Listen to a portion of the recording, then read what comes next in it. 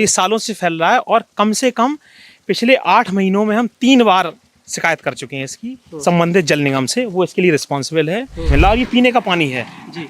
ये हालत है जल संरक्षण की, जबकि ये बुंदेलखंड का इलाका है, जालौन का। यहाँ पर ग्राउंड वाटर ऑलरेडी नीचे जा चुका है।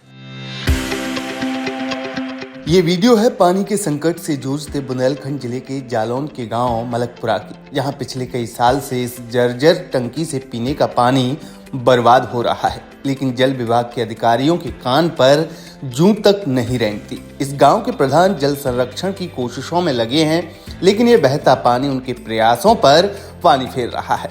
जब हमारे संवाददाता निर्मल यादव ने पानी की टंकी की दुर्दशा और लीकेज के बारे में गांव के प्रधान से बातचीत की, तो ये चौंकाने वाला जवाब मिला। ये है मलकपुरा गांव की पानी की टंकी। इनको जल संरक्षण का हीरो बनाया गया था, सरकार ने बनाया था। पानी यहाँ फैल रहा है। ये पानी क्यों फैल रहा है और रुक क्यों नहीं रहा है इसका? ये सालों से फैल रहा है। डायरेक्ट सप्लाई आती है दूसरे गांव से। ये सालों से फैल रहा है और कम से कम पिछले 8 महीनों में हम 3 बार शिकायत कर चुके हैं इसकी संबंधित जल निगम से। वो इसके लिए रिस्पॉन्सिबल है और एग्जैक्ट लोकेशन के साथ करते हैं कि ये लोकेशन है, यहाँ पर पानी लीकेज हो रहा है। आते हैं, पहले तो आप समझ लीजिए 8 महीनों में 3 शिकायत, एक का निस्तारण हुआ, बकाया अभी भी ऐसे ही फैल रहा है। और ये पानी बह के कहाँ? बस ऐसे ही ये अनुपयोगी ये नाली में जा रहा है। ये ड्रेनेज वाटर में के साथ मिल रहा है और ये पीने का पानी है जी। ये हालत है जल संरक्षण की, जबकि ये बुंदेलखंड का इलाका है, जालौन का। यहाँ पर ग्राउंड वाटर ऑलरेडी नीचे जा चुका है। ये बुंदेलखंड के सबसे सूखाग्रस्त इलाकों में है। बांदा और महोबा के बाद शायद जालौन ही जिला है जहाँ सबसे ज़्यादा सूखे की समस्या है जी। तो ये एक और एग्जाम्पल हुआ हमारी व्यवस्थाएं जो है किस तरह से काम करती हैं और काम करने वाले लोगों को कैसे रोकती हैं। तो सुनिए और देखिए आपने जल विभाग की लापरवाही। 8 महीने में 3 बार शिकायत होने पर भी पानी की बर्बादी को रोकने के लिए कोई काम नहीं किया गया। सरकारी सिस्टम की लापरवाही और कामचोरी का एक और उदाहरण मिला इसी गांव में। इस गांव के युवा और प्रगतिशील प्रधान ने तालाब खुदवाने और उस तालाब के पानी को साफ करने की कोशिशों में सरकारी तंत्र ने इसमें भी रुकावट डाली। देखिए इस मलकपुरा गांव से निर्मल यादव की ये खास रिपोर्ट। यहाँ पानी के संरक्षण को लेकर भी एक काम किया जा रहा है और आज जो सिस्टम के माध्यम से, जैसा कि अमित का कहना है कि इसको रुकावटें इसमें काफ़ी पैदा की जा रही हैं। गांव के प्रवेश द्वार पर ही एक तालाब है, जैसा कि हमारे यहाँ बुंदेलखंड में और तमाम उत्तर भारत के अगर हम इलाकों में जाएं तो गांव की शुरुआत ही तालाब से होती है। जल संचय का एक अच्छा स्रोत है यहाँ पर। लेकिन ये तालाब जो है, जैसे कि हमने अमृत सरोवर तमाम देखे पूरे प्रदेश में चल रहे हैं, मलकपुरा गाँव में तमाम आधुनिक सोच के लोग होने के बावजूद, अच्छा एक युवा प्रधान होने के बावजूद ये अमृत सरोवर नहीं बन पाया। क्या वजह रही इसकी? देखिए, अमृत सरोवर की जो कॉन्सेप्ट आया था उससे कुछ महीने पहले ही हमने इसमें काम कराने की पूरी योजना तैयार कर ली थी और जो भी औपचारिकताएं होती हैं वो हो गई थी मनरेगा के थ्रू। लेकिन जैसा कि जब सिस्टम परेशान करने पर उतारू होता है तो फिर हर व्यक्ति उसमें जो शामिल होता है ना, वो सिर्फ परेशान करने की मंशा से आता है।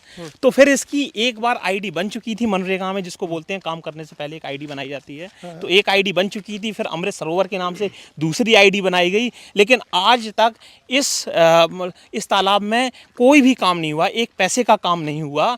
बस काम न करने वालों के पास एक जो यहाँ पर एक रोजगार सेवक हैं और उनके ऊपर जितने भी लोग हैं, चाहे वो सेक्रेटरी हों, चाहे वो टेक्निकल असिस्टेंट हों, चाहे वो अन्य अधिकारी हों ब्लॉक लेवल के, जब काम नहीं करना है तो फिर तमाम बहाने हैं। और यहाँ पर ये हालत है कि जब मैं मनरेगा में मैंने जब चार्ज संभाला तो मैंने देखा कि लगभग 225 तक जॉब कार्ड भरे जा रहे थे बिना काम के। जबकि हकीकत में जब मैंने शुरुआत में 10 महीने काम किया तो मात्र 35 से 40 परिवार थे जो वास्तव में पात्र थे मनरेगा के काम के। आप अंतर देखिए कि कहाँ 35-40 और कहाँ संख्या 224, 229, इतना अंतर था फर्जी जॉब कार्ड भरने में। तो जब हमने इस पे रोक लगाई तो हमारा पूरा काम ही रोक दिया गया। मतलब ये एक तंत्र कैसे रुकावटें पैदा करता है उसका भी एक उदाहरण है।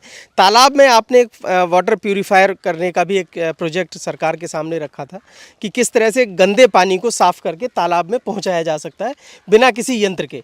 वो जो प्रोजेक्ट है ज़रा उसके बारे में बताएं, क्योंकि इसके कुछ अवशेष मुझे यहाँ दिखाई दे रहे हैं। कैसे ये गांव के गंदे पानी को साफ़ करेगा और वहाँ हम देख पा रहे हैं कि पानी का एक फ्लो जो है वो साफ तौर पर दिखाई दे सकता है जो पानी आ रहा है तालाब में। ये कहाँ से आ रहा है और ये तालाब को जो जिंदा रखा गया है किसी तरीके से जतन करके, उसकी भी कहानी है। पहले ये फिल्टर करने की प्रक्रिया बताएं। ये दरअसल फिल्टर, ये गांव का जो ड्रेनेज वाटर होता है, जो नालियों से निकलता हुआ पानी है, वो पहले तालाब में सीधा जाता था और तालाब को गंदा करता था।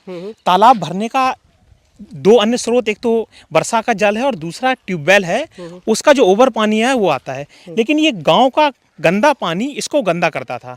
तो हमने एक फिल्ट्रेशन की प्रक्रिया बनाई, जो कि अगर आप तस्वीरों में देखेंगे तो आप पाएंगे कि 3 चैम्बर बने हुए हैं। वो 3 चैम्बरों में होता हुआ पानी सेडिमेंटेशन के थ्रू, गहराई के चैम्बर हैं वो 7 फीट, 4.5 फीट और 3 फीट, 3 स्टेप के हैं। 3 स्टेप के हैं।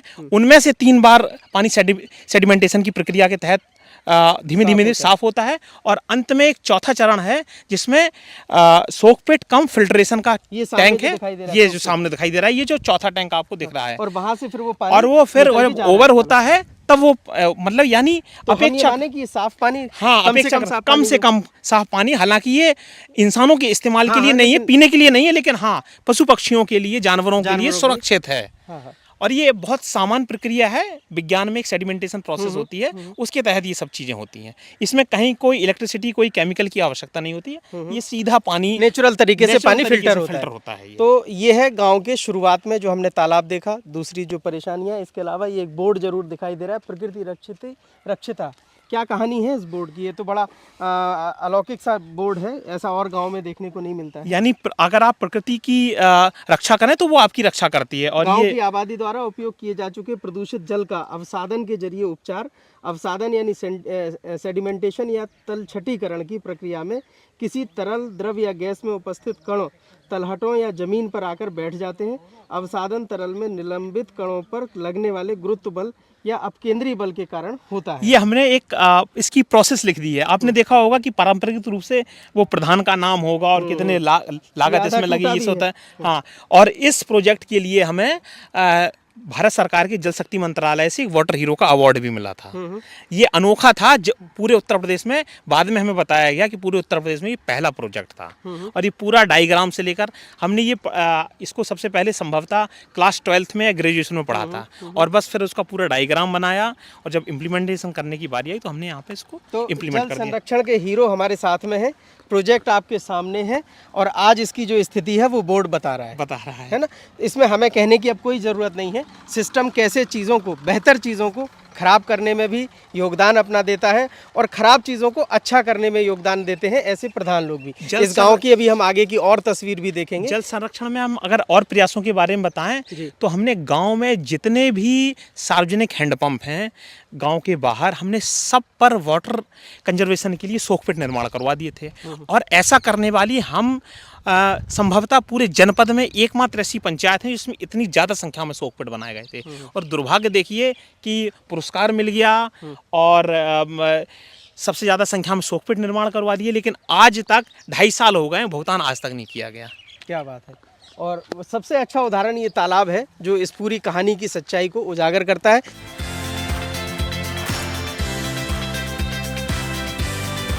इस खबर में फिलहाल इतना ही। तमाम अपडेट के लिए बने रहिए किसान तक के साथ। अगर ये वीडियो आपको पसंद आया है तो इसे लाइक जरूर करें। अगर चैनल अभी तक सब्सक्राइब नहीं किया है तो कर लें, और नोटिफिकेशन पाने के लिए बेल आइकन भी दबा दें।